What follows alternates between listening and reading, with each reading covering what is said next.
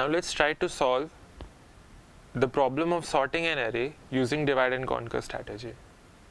As we learned earlier, for an effective divide and conquer strategy, we need three parts. One of them is to know how to divide the problem into two smaller subparts. Second, how to solve them individually. And third, how to combine them.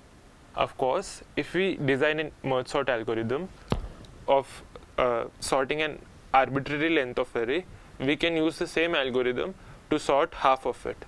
So what we are left to do is to learn how to combine two sorted array into a third sorted array. Let's say we have two arrays.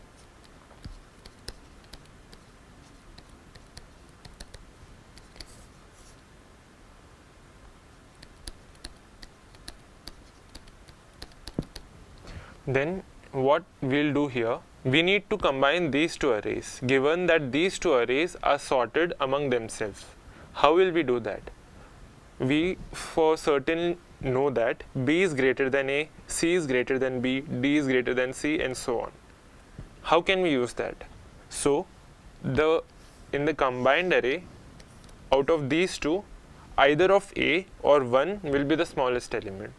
So what we'll do is compare A and 1 and write the smaller element here.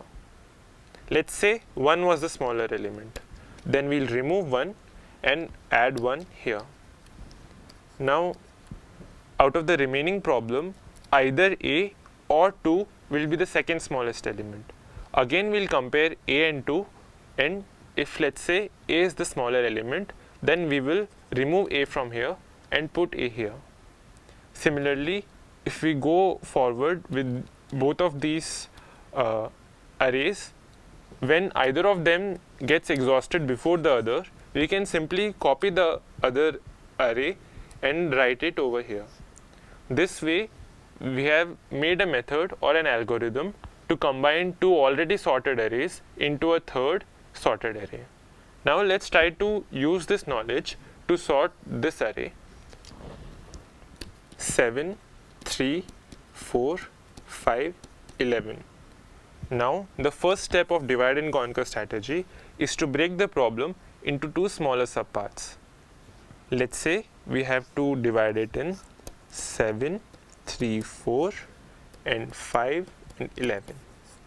Now we have to sort the left array, which is 7, 3, 4.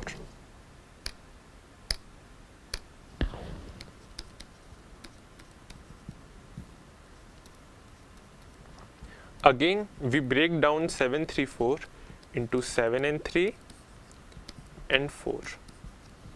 We can break down 7 and 3 to 7 and 3. Since this is just one element, it is by default already sorted. Since these two arrays are already sorted, we can go forward with the combine procedure. When we combine these two arrays, since 3 is smaller than 7, we write 3 and remove 3, and then we write 7, which means we have sorted this array to 3 and 7. Now our state of the problem is 7, 3 and 4 was divided into 7 and 3, which we now have sorted to find 3 and 7 to be the correct order, and 4. Now we have two sorted arrays, 3 and 7 and 4. Since 4 is just one number, it is by default already sorted. Now we need to sort the combining array of these two. We compare the first element of this array and the first element of this array. Since 3 is smaller, we return 3 and remove 3. Now we have 7 and 4 left. We compare them again. Since 4 is smaller, we remove 4 and write 4 here.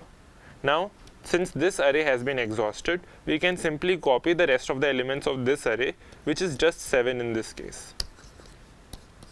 By this procedure, we have found that the sorted value of 7, 3 and 4 is 3, 4 and 7. Now the state of the problem has been resolved to 3, 4 and 11 and 5 and 11. Remember that we have not sorted 5 and 11 yet. So we further try to sort these two. sorry, this is supposed to be 7.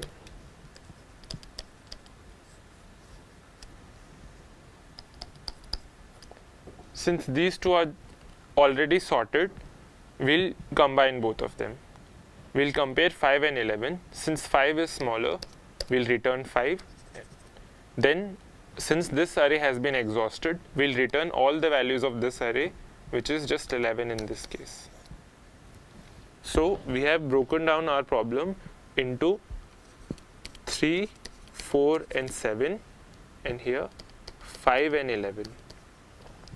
Now these two arrays are sorted. So we need to combine these two to find the final sorted array.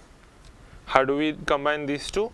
We compare the first element of both the arrays, 3 and 5. Since 3 is smaller, we return 3. Now we compare 4 and 5. Since 4 is smaller, we return 4. Now we compare 5 and 7. Since 5 is smaller, we return 5.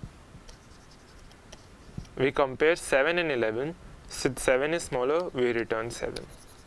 Since this array has been exhausted, we return all the values of the array, other array, which is just 11 in this case.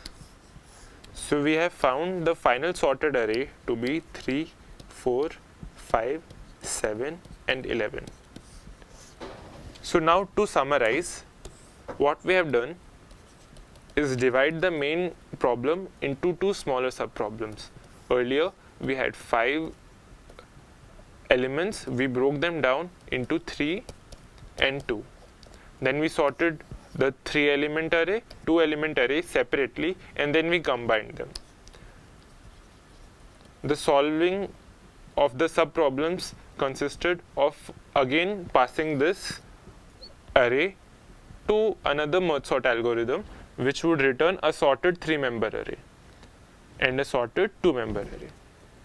Then we combine them. By combining these two, we get a single 5-element array which is not sorted.